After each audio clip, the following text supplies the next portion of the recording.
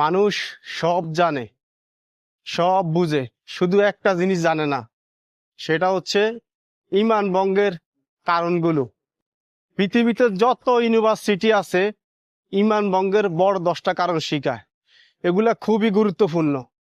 তো আমি অনেক বাংলাদেশি ভাইকে এই প্রবাসের মাটিতে জিজ্ঞাসা করেছি, কেউই বলতে পারে না। অনেকে বলছে যে ছোটকালে পড়ছি, এখন মনে নাই। দুঃখের বিষয়, অনেক ইসলামী ইউনিভার্সিটি ছাত্রকেও জিজ্ঞাসা করেছি, তারা বলছে ভাই আমরা পড়ছি কিন্তু এখন মনে নাই। তো আজকের এই ভিডিওতে যে বলতে পারবে তাকে দেব আমি পুরস্কার, কথা সোজা। 10টা না পারলেও যদি 5টা বলতে পারে তাও তাকে পুরস্কার দেব, জাস্ট পুরস্কার দেব। আমার ভিডিওতে যারা অংশগ্রহণ করবে তাদের যে কোনো একজনকে। তো শুরুতে আমি ঈমান ভঙ্গের 10টা কারণ বলে দিই যাতে আপনাদের সুবিধা হয়। ঈমান ভঙ্গের প্রথম কারণ হচ্ছে আল্লাহর সাথে শিরক করা যাবে না। যদি কেউ আল্লাহর সাথে শিরক করে তাহলে তার ঈমান ভেঙে যাবে। 2 নম্বর কারণ হচ্ছে মাধ্যম, কোনো ক্রমেই মাধ্যম গ্রহণ করা যাবে না। যেমন কোনো পীরের কাছে গেলে আল্লাহকে পাওয়া যায়, কোনো মাজারে গেলে আল্লাহরে পাওয়া যায়, অথবা ইমাম আবু হানিফাকে বা মালিককে বা শাফিকে বা হাম্বলকে ধরলে আল্লাহকে পাওয়া যায়। আল্লাহকে ডাকতে হবে সরাসরি, কোনো মাধ্যম লাগবে না। 3 নম্বরে হচ্ছে মুশরিকদের কাফের মনে করা, না মনে করা। মুশরিক হচ্ছে, মনে করেন যে আমার নাম রিয়াদ, আমি একজন মুসলিম, এখন আমি আল্লাহকে বাদ দিয়ে, সৃষ্টিকর্তাকে বাদ দিয়ে অন্য কাউকে সেজদা দিলাম, আমি হচ্ছি মুশরিক। আশা করি বুঝছেন। মুশরিক হচ্ছে সে যে আল্লাহ মানে সৃষ্টিকর্তা বাদ দিয়ে অন্য কাউকে সেজদা দেয়। সমস্ত সেজদা একমাত্র সৃষ্টিকর্তার জন্য। 4 নম্বর হচ্ছে দিন। দিন মানে হচ্ছে জীবন ব্যবস্থা। আমাদের নবী যে দিন নিয়ে আসছে, সেই দিন থেকে অন্য কোনো দিনকে উত্তম মনে করা বা গ্রহণ করা, হোক গণতন্ত্র, সমাজতন্ত্র বা রাজতন্ত্র। 5 নম্বরে হচ্ছে বিদ্বেষ, ইসলামের যে কোনো বিষয়ে বিদ্বেষ পোষণ করা। ধরুন একটা লোক সৌদি আরব গেছে, সে এখন নামাজে জোরে আমিন বলে বা সৌদিদের মতো বারবার হাত তোলে, আপনি বিদ্বেষ পোষণ করলেন, তাহলে আপনার ঈমান নষ্ট হয়ে যাবে। বা কেউ সৌদি আরব গেল, সে 8 রাকাত তারাবি নামাজ পড়ে, বর্তমানে আপনি দেখছেন আপনার খারাপ লাগে বা বিদ্বেষ পোষণ করেন, তাহলে আপনার ঈমান নষ্ট হয়ে যাবে। 6 নম্বরে হচ্ছে হাসি ঠাট্টা, কোনো ক্রমেই ইসলামের কোনো বিষয় নিয়ে হাসি ঠাট্টা করা যাবে না। হাসি ঠাট্টা করলে ঈমান চলে যাবে। 7 নম্বরে হচ্ছে জাদু, কল্যাণ অকল্যাণ কোনো কিছু অর্জন বা বর্জনের জন্য কোনো ক্রমেই জাদু গ্রহণ করা যাবে না। 8 নম্বরে হচ্ছে মুশরিক আর মুসলিম যুদ্ধ লাগলে যে কোনো ভাবে হোক, যদি আপনি মুশরিকদের সহযোগিতা করেন তাহলে আপনার ঈমান নষ্ট হয়ে যাবে। কোনো ক্রমেই মুশরিকদের সহযোগিতা করা যাবে না। 9 নম্বরে হচ্ছে আমাদের প্রিয় নবী মুহাম্মদ সাল্লাল্লাহু আলাইহি সাল্লাম ব্যতীত শরীয়তের ঊর্ধ্বে অন্য কাউকে মনে করা। মানে আমাদের নবী ছাড়া অন্য কাকে শরীয়তের ঊর্ধ্বে যদি আপনি মনে করেন তাহলে আপনার ঈমান নষ্ট হয়ে যাবে। হোক আবু হানিফা, মালিক, শাফি, হাম্বল বা যে কোনো পীর, তাকে শরীয়তের দলিল মানা যাবে না। দলিল হচ্ছে আমাদের নবী, দলিল হচ্ছে কোরআন, দলিল হচ্ছে হাদিস। কোরআনে থাকলে মানবেন, হাদিসে থাকলে মানবেন, অন্যথায় মানবেন না। তো চলেন একজনকে জিজ্ঞাসা করি, যদি উত্তর দিতে পারে তাকে দেব পুরস্কার, কথা সোজা। মানে ঈমান ভঙ্গের 10টা কারণ ছোটকালে পড়ছেন না? আমি পড়ছি, আমি পড়ছি। দেশে বাড়ি কি? বরিশাল। এই বরিশালে পড়ছেন, আমার নোয়াখালী। মানে ছোটকালে পড়ছেন না মাদ্রাসা উযু ভঙ্গের কারণ, নামাজ ভঙ্গের কারণ, ঈমান ভঙ্গের 10টা কারণ পড়াইছিল। অনেক ফিটছে হুজুরে। অল্প কিছু তো পারো। কয়টা পারবেন?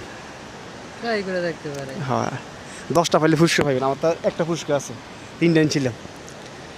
ইনশাআল্লাহ চেষ্টা করলে মনে পারবেন না যে কত 10টা ঈমান ভঙ্গের। যেমন কারোর সাথে ওয়াদা দিয়া না, এটা না, এই হচ্ছে পাপ। ঈমান ভঙ্গের কারণ ঈমান মানে মুসলমান থেকে কাফেরে যাব, কাফেরে যাব। যেমন আপনার ইসলাম ধর্মকে বিশ্বাস যারা না করে, তারা তো একটা হইছে শাবাশ, ইসলাম ধর্মকে বিশ্বাস না করে এবং যারা ওই যে আরেকটা কিন্তু আছে, যেমন এই যে শিরক করে, আল্লাহর সাথে শিরক করা, আল্লাহর সাথে শিরক করা। আরেকটা হচ্ছে দুইটা, যেমন অনেকে দাড়ি রাখছে, যেমন আমরা বলি কি ও দাড়ি রাখা ও খারাপ কাজ করে, সেই দাড়ি লেবাসদারি হুজুর, এইটা যদি আমি রাখা বলি তাইলেও কিন্তু তার ঈমান থাকে না। মানে ইসলামকে নিয়ে ব্যঙ্গ করা। 3টা হয়ে গেছে, শাবাশ, 3টা হয়ে গেছে। এটাকে নিয়ে করলেও তাইলেও দাঁড়িয়ে থাকে না। তারপরে যেমন আমরা নামাজ পড়ি, রোজা রাখি, অনেক আছে নামাজ রোজা করে সেই ব্যঙ্গ করে, এটা করলেও কিন্তু ঈমান থাকে না। সাইড হয়ে গেছে, শাবাশ। ঈমান থাকতে অবশ্যই। তারপর আল্লাহর সাথে বিশ্বাস করতে হবে। আল্লাহকে যদি আমরা বিশ্বাস না করি তাহলে তো আমাদের ঈমান থাকবে না। সাবাস 5টা হয়ে গেছে। তারপর আমাদের নবী রাসূল যে ইয়াগুলা করছে আমাদের জন্য, যে হাদিস বা যে কোরআনকে আমাদের বিশ্বাস করতে হবে। যে কোরআনকে বিশ্বাস না করে সে কিন্তু ইমান মানে ইমান কোরআনও বিশ্বাস করতে হবে, হাদিসও বিশ্বাস করতে হবে। কোরআন তো বিশ্বাস করতে হবে 5টা অবশ্যই। হয়ে গেছে, আর 5টা কোন সমস্যা নেই, পারবেন 6টা হয়েছে। 6টা হয়েছে, আচ্ছা ঠিক আছে। 6টা। হ্যাঁ 6টা হয়ে গেছে, সাবাস। হ্যাঁ। হ্যাঁ, কোন। আর একটা হচ্ছে হ্যাঁ। যেমন চেষ্টা করেন, পারবেন। হ্যাঁ চেষ্টা করলে অবশ্যই পারবো। মাধ্যম, আমি একটা আপনার 7 নম্বরটা কয়ে দিই, মাধ্যম। আল্লাহ এবং বন্দার মাঝে কাউকে মাধ্যম করা বানানো যাবে না। মানে মাধ্যমটা হলে কি জানেন, ধরেন অমুক পীরের কাছে গেলে আল্লাহরে পামু, দেওয়ান ভাইয়ের কাছে গেলে আল্লাহরে পামু। মাধ্যম এটা হ্যাঁ এটা করলো ইমান থাকবে না, মানে মাধ্যম গ্রহণ করা যাবে না যে অমুক মাজারে গেলে আল্লাহরে পামু আল্লাহর পামু, বা নবীরে পামু। নবীরে পামু, এগুলো কোনো মাজারে কেউ জান্নাতে নিতে পারবে না। বা নির্দিষ্ট কোনো নবীর উম্মত আমাদেরকে শেষ নবীর কি যে ইয়াগুলো তরিকা মতো চলতে হবে। তো ওই তরিকা মতো আমাদের চলতে হবে। মানে ওই তরিকা মতো আমরা চললে আমরা জান্নাতে ইনশাআল্লাহ যেতে পারবো। আমাদের মানে নবীর তরিকা ছাড়া অন্য কোনো তরিকা গ্রহণ করা যাবে না। তরিকা বহন করা আচ্ছা যাবে না। কটা হয়েছে? 7টা। 7টা না 7টা হয়েছে, 7টা। আচ্ছা 8 নম্বরটা আমি ওটা কয়ে দিই, আরো সহজ। 8 নম্বরটা হচ্ছে শরীয়তের ঊর্ধ্বে মুহাম্মদ সাল্লাল্লাহু আলাইহি ওয়াসাল্লাম ছাড়া অন্য কাউকে গ্রহণ করা যাবে না। এটা কিরকম জানেন? এটা হচ্ছে শরীয়ত ছাড়া জি। একমাত্র ইসলাম চলে আল্লাহ এবং তার রাসূলের কথা। মানে আমাদের যত আমল আছে, ইবাদত আছে, সবগুলা মুহাম্মদ সাল্লাল্লাহু আলাইহি ওয়াসাল্লামের পদ্ধতিতে করতে হইব। আর 2টা আমনে কোন? 8টা হয়ে গেছে, 2টা হইছে, আর 2টা হ্যাঁ 8টা হয়েছে। সাবাস, আর 2টা কোন? দেখ ইনশাআল্লাহ একটু ভাবি। আচ্ছা ভাবেন, সমস্যা আমরা ভাবেন, মানে লাস্ট পুরস্কার এটাই আছে। চেষ্টা করেন, 8টা হয়ে গেছে। যেমন আমরা মসজিদকে নিয়ে অনেক আছে না ব্যঙ্গ করে, যেমন বিভিন্ন মসজিদের আল্লাহর ঘর ভিতরে নিয়ে, আল্লাহর ঘর নিয়ে ব্যঙ্গ করে, এটাও তো করা যাবে না। কারণ আল্লাহর ঘর নিয়ে ইয়া করলে তাহলে তাহলে তো ইমান থাকবে না। যেমন তারপর আরেকটা বিষয় আছে, যেমন এটা আমি 100% শিওর না, বাট তারপরও বলি। যেমন অনেক মানুষ আছে যে হজ করে, হজ করার পরে যে মানুষ আছে না সুদ খায়, ঘুষ খায়, থাকে না। যেমন ও মানুষ হজ করছে, কিন্তু তার হজ কিন্তু আল্লাহর ইয়া, কিন্তু আমরা ওটা নিয়ে ব্যঙ্গ করতে পারবো না। ওটাতে ব্যঙ্গ করলে কিন্তু আমাদের ইমান থাকবে। কারণ একটা মানুষ হজ করে দেন সুদ খায়, কিন্তু আল্লাহর পথে কিন্তু সে আসছে, যে সে 5 ওয়াক্ত নামাজ রোজা করে, ইয়া করে, তারপরে সে সুদ খায়। কিন্তু আমরা তারে এই যেমন এইগুলো নিয়ে খারাপ বলতে পারবো না। এগুলো নিয়ে খারাপ বললে আমাদের ইমানের ঘাটতি হবে না অবশ্যই। না, অবশ্যই খারাপ করতে হবে, সুদ খেলে খারাপ তো না অবশ্যই সুদ করতে হবে। খাইলে খারাপ বলতে হবে, কিন্তু সেদিন হজ করছে, নামাজ পড়ছে, নামাজ কিন্তু খারাপ বলা যাবে না। না না, এটা খারাপ বলা কিন্তু যাবে না। সে খারাপ এইটা বলা যাবে। কিন্তু ওই যে আছে না নামাজ কিনে গালি দেবে, ওই না 5 ওয়াক্ত নামাজ পড়ে বা হজ করে যে ওই এডি করে, এইসব এইগুলা করে, সাবাস, এগুলো মানে বলা যাবে না। ইসলামের যে কোনো বিষয় নিয়ে ব্যঙ্গ করা যাবে ব্যঙ্গ না। করা যাবে না, ব্যঙ্গ করলে আচ্ছা। ইমান থাকবে না।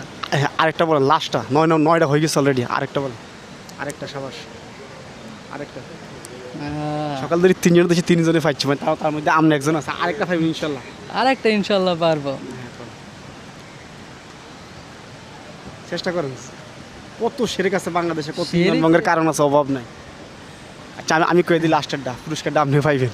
9টা দিতে পারছেন। কোনো মানুষের অন্ধ অনুসরণ করা, অন্ধ আল্লাহ এবং তার রাসূল ছাড়া কোনো মানুষের অন্ধ অনুসরণ করা যাবে না। অন্ধ অনুসরণ করা যাবে না। একমাত্র আল্লাহ এবং তার রাসূলের আল্লাহকে- কোনো ভুল নাই, আল্লাহকে আর বিশ্বাস সবার করতে ভুল হবে। আছে। হ্যাঁ, এই মানুষ মাত্রই ভুল, আমাদের ভুল আছে, আমাদের সে যত বড় মানুষ হোক, যত আবু বড় হানিফা মানুষ হোক, হোক না কেন, মালিক ভুল হোক, অবশ্যই বা আছে। শাফি হোক, বা হাম্বেল হোক। জি, জি। আমরা 10টা হয়ে গেছে। আচ্ছা আমরা আরো 10টা কারণ কই না, সেটা আমরা কল যা শুনবেন। আচ্ছা, ইমান ভঙ্গের 1 নম্বর কারণ হলো শিরক করা। আমরা যেগুলো আছে এগুলো ঠিক আছে। 1 নম্বর শিরক করা, শিরক করা, শিরক তো করা। আল্লাহর সাথে কোনো মতে শিরক করা যাবে না। শিরক করা শিরক যাবে করলে না। জান্নাত হারাম। 2 নম্বর জান্নাত হচ্ছে মাধ্যম, কোনো মতে মাধ্যম গ্রহণ করা যাবে না। না, আল্লাহকে যদি পীরের কাছে গেলে, আল্লাহকে যদি আমরা বিশ্বাস না করি, তাহলে তো আমরা জান্নাতে যেতে পারবো না। মাধ্যম হইলো অমুক পীরের কাছে গেলে আল্লাহরে পামু, অমুক দরগা গেলে আল্লাহরে পামু, বা মাজারে গেলে আল্লাহরে পামু, কিন্তু এইগুলা ঠিক আছে। বা ইমাম আবু হানিফারে ধরলে আল্লাহরে পামু, বা মালিককে ধরলে আল্লাহরে পামু, বা শাফিরে ধরলে পামু। আসলে আল্লাহরে আমরা যেখান থেকে ডাকি সেখান থেকে পামু, মানে আল্লাহ আমাদের ডাক শুনতে পায়। আল্লাহকে আমরা যেখানে বসে ডাকি আর- কেন, আল্লাহকে ডাকার কোনো সময় সুযোগ নাই আমাদের। আমরা যেখানে বসে আল্লাহকে ডাকবো, আল্লাহ তখনই আমাদের ইয়া করবে। ক্যামেরা বন্ধ হয়ে গেছে। এই তোমার বন্ধুটাকে সাজবে। ওকে, ঠিক আছে, রাখি। আমি কই আজ এটা আমি কয় নম্বর কারণ হচ্ছে? 2 নম্বর কারণ। 2 নম্বর 3 নম্বর হচ্ছে মুশরিকদের কাফের না মনে করা। কথা হচ্ছেন, যারা মুশরিক, ধরেন আমার নাম রিয়াদ, আমি আল্লাহ ব্যতীত কেউ সেজদা দিছি, ধর একটা মাদারে সেজদা দিছি, আমি এখন ইমান চলে গেছি, আমি এখন হয়েছে মুশরিক। এই মুশরিকদের সবসময় কাফের মনে করতে হবে। আর 4 নম্বর হচ্ছে দিন।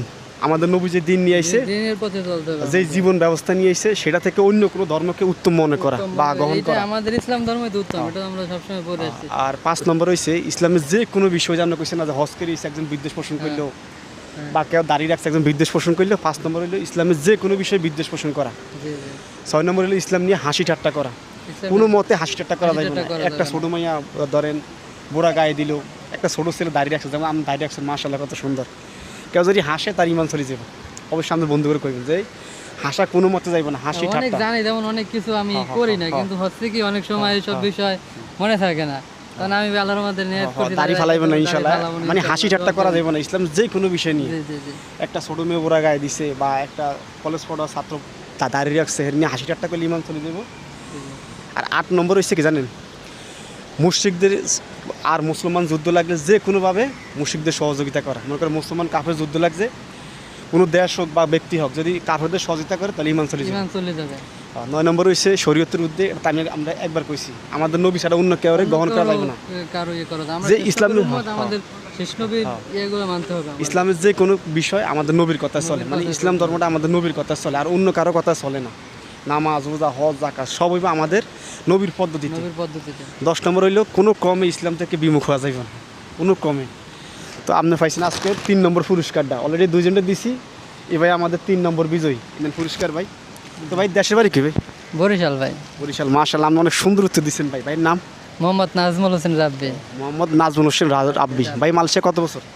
মালয়েশিয়াতে আমি এই ভাই 1 বছরের ভয় নাই, কাছাকাছি। এক বছর। মানে যেই টাকা দিয়েছেন সেটা কি উঠছে? না, টাকা উঠে না এখন, আইসা অনেকদিন বসা ছিলাম, এখন এখানে একটা রেস্টুরেন্টে কাজ করতেছি। আচ্ছা ভাই, একটা পরামর্শ দিব, কাগজপত্র থাকুক না থাকুক, কখনো 2টার সময় 12টা থেকে 4টার মধ্যে কোথায় কখনো আসবেন না, কাগজপত্র থাকুক আর না থাকুক। এই সময়টা 12টা থেকে 4টা পর্যন্ত, 4টা পর্যন্ত। এই সময়টা খুব অপারেসি দেয়, কাগজ থাকলেও নিয়ে যায়, না থাকলেও নিয়ে যায়। নিয়ে যায়। জি ভাই।